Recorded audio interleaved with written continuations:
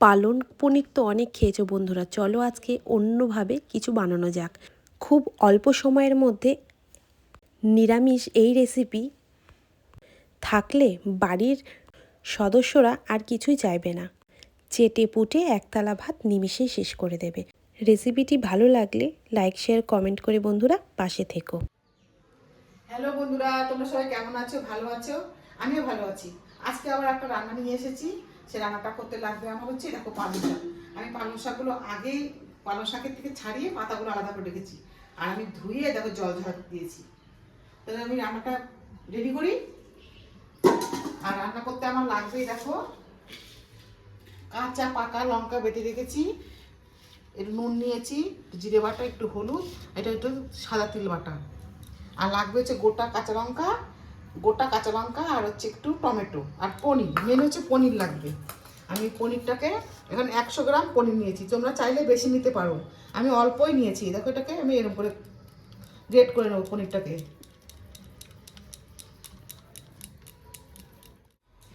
Great না করলে এই রান্নাটার জন্য পনিরটাকে এরকম করে এই গ্রেট করে নিতে হবে, নাহলে হবে না। পনির তো অনেক রকমই খাই না, পালং পনির খাই, পনির তরকারি করি। এইটা আমি একদম অন্যরকম রান্না করছি। কত সুন্দর ঝরঝরে হয়ে যাচ্ছে না? আর আমি পনিরটা এখানে নিয়েছি, আমলের পনির নিয়েছি।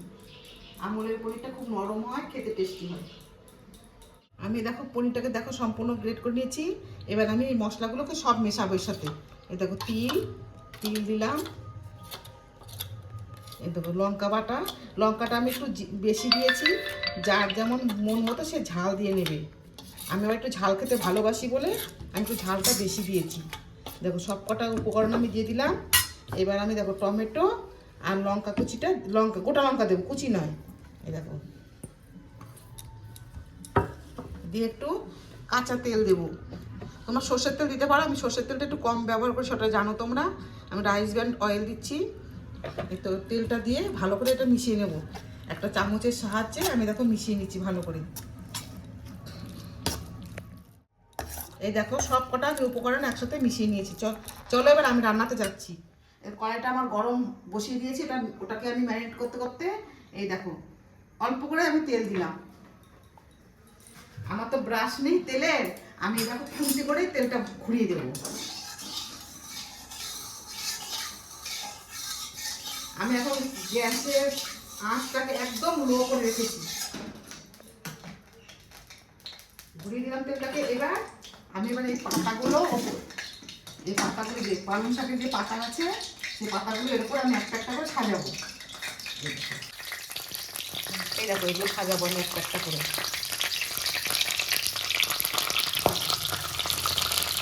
এই জন্য তো আঁচটাকে কমিয়ে দিয়ে রেখেছি, যে ফাটবে বলে পাতাগুলো। ঠিক আছে, যেমন পাতাগুলো ফাটছে একটা একটা করে, বেশ কিছুটা পাতা দেবো আর কি। আর পাতা ওই পুরো শীষ দিলে হবে না, শুধু পাতাটাকে দিতে হবে। বেশ কিছুটা পাতা আমি এরকম করে সাজিয়ে দেব।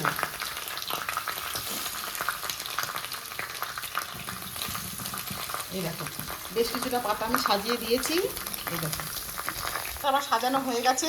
এবার আমি ওপর থেকে একটু নুন ছিটিয়ে দেবো। ঠিক আছে, একটু নুন ছিটিয়ে দিলাম। এবার এই যেটাকে আমি ম্যারিনেট করে রেখেছি ওই পনিরটাকে এবার ওর উপরে দিয়ে দেবো।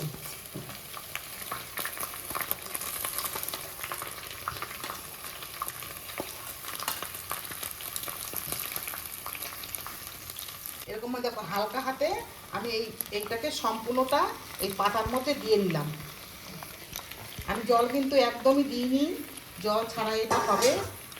চাইলে একটু জল দিতেও পারি, দেখি একটু জল দেওয়া যায় কি না, একটু জল দেবো। যেটার মধ্যে আমি এই পনিরটাকে করেছিলাম, মিশিয়েছিলাম মশলা দিয়ে, সেই বাটি ধোয়া জলটা একটুখানি ছিটিয়ে দেবো। এর ওপরে আমি আবার পাতা দেব, সেই একইভাবে সেই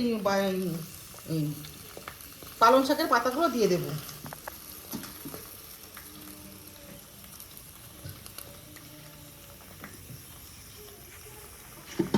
তোমরা যতটা পারবে দেবে। একভাবে সব কটাই পাতা দিয়ে এটাকে ঢেকে দেবো পুরো।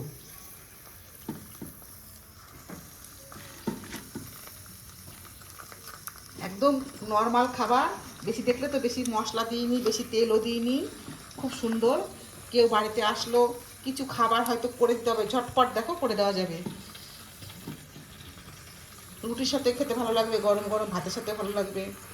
এই দেখো হয়ে গেছে তো দেওয়া, আমি আর পাতা দিলাম না, যেটুকু পাতা রয়ে গেছে এটা বাদে দিলাম। এবার এটাকে আমি ঢাকা দিয়ে দেবো, এটাকে এবার কোন দিয়ে ঢাকা দিয়ে দেবো।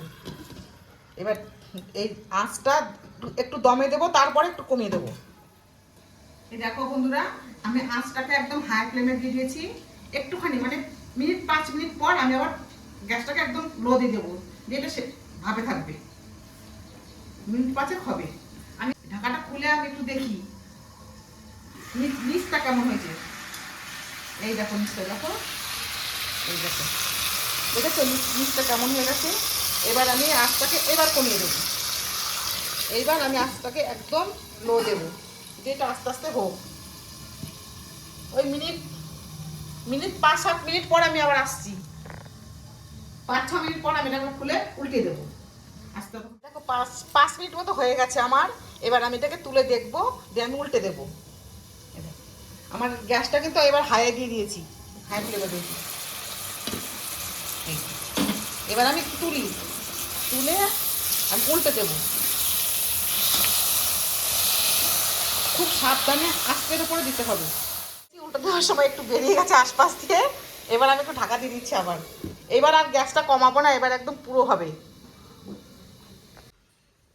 এই দেখো আমার গ্যাসটা একদম লো আছে ছিল, এবার আমি খুলে দেখি, আসো দেখি। এই দেখো দেখো কি সুন্দর হয়েছে, দেখেছো?